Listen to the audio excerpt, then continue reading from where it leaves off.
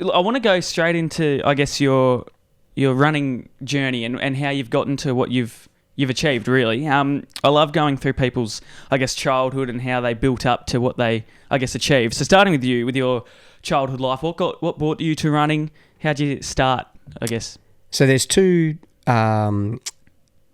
pathways. The first one was my father wanted to start running, and that came on the back that there was a big push back in the 80s. It was called the Life Be In It program. So it was big norm, sitting on a chair, drinking a beer, burping, eating bad foods. Yep. And so my father was a drinker and a smoker, and he decided he wanted to try and get healthy and went on a diet and started running. And coincidentally, it was about the time that Robert De Castella was making a name for himself in the marathon world.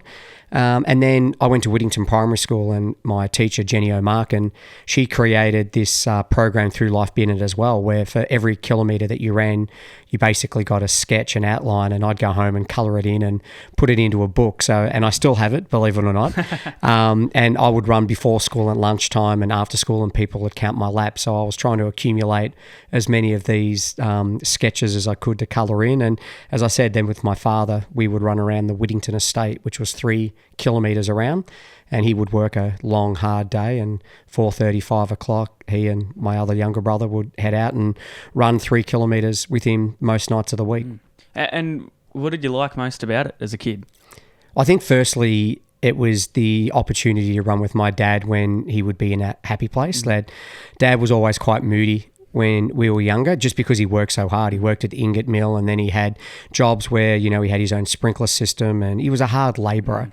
But you got an opportunity to run where it was something that we all enjoyed. I also played football and cricket, so I played team sports. And the thing that I kept coming back to was that I just loved the individualistic aspect of running. So everything you put in was a result of the reward, so to speak. Whereas with football and cricket, I was always such a high achiever that if people weren't training to the level that I had or had the same desire to be successful in it, I'd always become quite frustrated with it. AFL football, which back then it was VFL football, and playing cricket for Australia and being a bowler like Dennis Lilly were still dreams, but somehow just because they were team sports, and I got to a point where I felt like that I wasn't getting the return from other teammates, I just fell into running, and I enjoyed running a lot more. What were the biggest influences with you growing up? Did you have any idols or anyone you looked up to?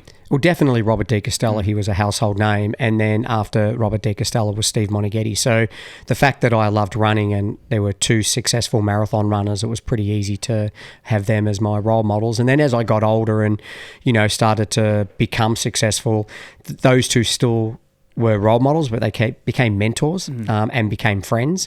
And then you also probably look at things a little bit differently through a lens when you start to look at role models with people like Nelson Mandela as an example. And I got to touch him in 96 when we were at the World Cross Country Championships running. And, you sort of think to yourself, wow, here's this icon that everyone around the world knows. And through the sport of running, I've actually got to see him.